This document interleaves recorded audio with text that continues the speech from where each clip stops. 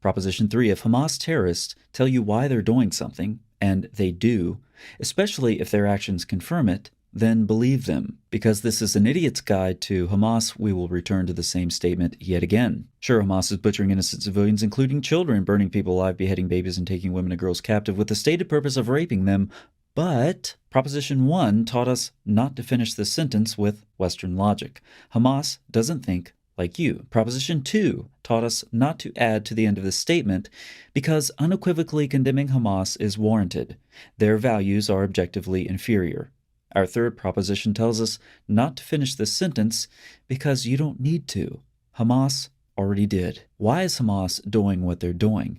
As I ask that question, narratives from Western politicians and media figures are filling your heads, aren't they? Do you remember when I said that Hamas terrorists know how Westerners think? Hamas knows that they can tell the world why they're doing what they're doing, and at least the Western world won't pay any attention. You see, Westerners are too wise. There can't be any religion or ideology that's fundamentally at play here. No, they know better than Hamas. So Hamas signals its intentions with its own words to the Muslim world, while knowing those words will be ignored by Westerners who think in the trendy categories of oppressor, oppression, victimhood, and guilt mentality. These are ready-made categories for Hamas. Western ideology has already put Muslims at large in the oppressed category, and countries that have become prosperous, like Israel, are inevitably the oppressors. Western idiots have set the stage for the terrorist public relations campaign, and all Hamas has to do is show up on stage and play the part. This is why Proposition 3 is so important. Hamas tells you why they are doing what they are doing.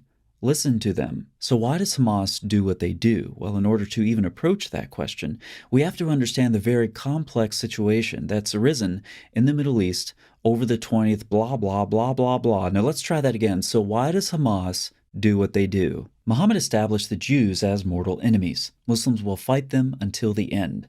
However, even then, Muslims will be so incompetent, kind of like they are now, losing every war that they've fought in since the 20th century, including losing many times to the tiny little state of Israel, that all a Jew needs to do is hide behind a tree or a rock to keep a Muslim from killing him. But miraculously, the trees and rocks will give away the Jews' hiding place so that the incompetent Muslims can come and kill them. That's right, the rocks and trees will say, "O servant of Allah, there is a Jew behind me, so kill him." Of course, there are many verses from the Quran I could cite you, and many hadith and other sources that inspire perpetual hatred and violence against the Jews. Instead, let's just note that this same hadith is in the Hamas Covenant of 1988. There it is, the talking rocks and trees. The same document states Allah is its target, the Prophet is its model, of course referring to Hamas. The Quran is its constitution, and jihad is its path, and death for the sake of Allah is the loftiest of its wishes. That's convenient because death for Hamas is also the loftiest of my wishes. The document also states Israel will exist and will continue to exist until Islam will obliterate it, just as it obliterated others before it. So if one of the founding purposes of Hamas is killing as many Jews as possible, and they repeatedly engage in terror attacks designed to kill as many Jews as possible, then maybe Westerners should consider that Hamas kills as many Jews as possible because fundamentally they desire to kill as many Jews as possible. In other words, maybe the reasons for their actions are the reasons they're actually telling you. Proposition 4, there is no Western parallel between the PLO or PA, Hamas, and the Palestinians in Gaza. Here's what some Western idiots assume using the U.S. as an analogy. The PLO or PA is something like the federal government. Hamas is analogous to the U.S. military, and the Palestinians are comparable to U.S. citizens. There are lots of ways to see the flaws with this analogy, but we'll just use one by looking at the Palestinian people. Now here I'm referring to the Palestinians in Gaza who do not support the terrorists.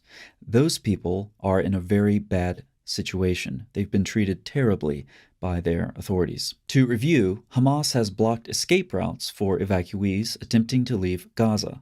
Hamas uses civilians as shields routinely by setting up their operations in hospitals and apartments. Hamas hides among civilians so that when inevitable civilian deaths result, they can blame Israel. So Israel takes precautions.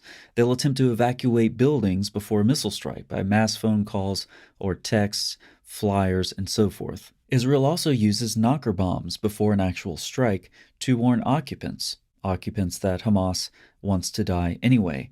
Notice that the building is unharmed. Scary for sure, and that's the intent. Hamas repeatedly puts civilians in harm's way so that when they're injured or killed, they can use them as a PR weapon against Israel.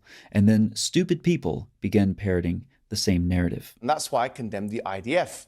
Because when they strike, they know that it's more probably than not going to hit civilian targets. They know that the majority of civilians, or the majority of people that are going to be affected, are civilians. How about some other examples? Oh yeah, the plumbing problem. So Hamas converts resources that should be used for Palestinians into terrorism.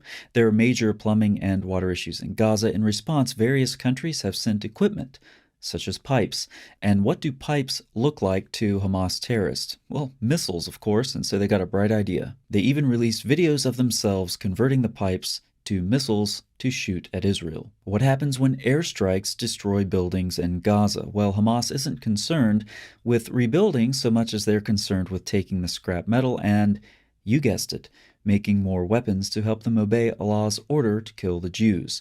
When Gaza infrastructure has been destroyed in Israeli airstrikes, what's left, sheet metal, pipes, and so forth, gets reworked by Hamas and emerges as rocket tubes or other explosive devices. Fortunately, the Gazans are innovative and they can dig wells for themselves, unless, of course, Hamas bans them from doing so. They could get a sentence of 6 months to a year in prison. Why do this? You know by now, hungry, thirsty, oppressed people are much better for the political image Hamas is trying to project to the West.